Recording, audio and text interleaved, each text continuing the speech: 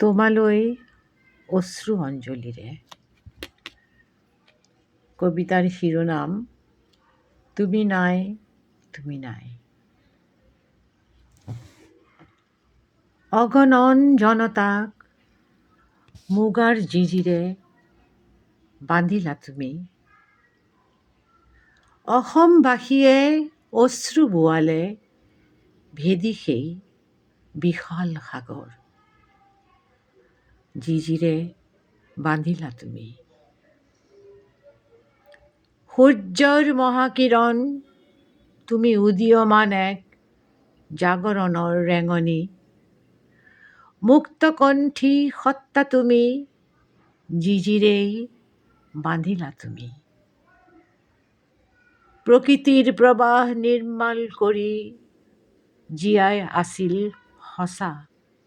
তুমি আছিলা সঁহাৰি বুলি জীয়াই আছিল সঁচা।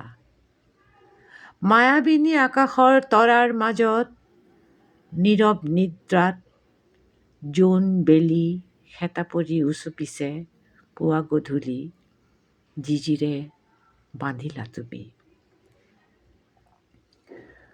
ক্ষুব্ধ আশাহীন জনতাৰ কান্দোনৰ ৰোল। ঘৰে ঘৰে বন্তি নজ্বলা হ'ল, বন্তি নজ্বলা হ'ল। এন্ধাৰ কোঠাত কুলিয়ে বিনালে মঞ্চ উকা পৰি ৰ'ল। সেই চিনাকি ধুমুহাই আপোন কৰিলে তোমাক পুত্ৰ। উভতি চাই দেখোঁ তুমি নাই তুমি নাই।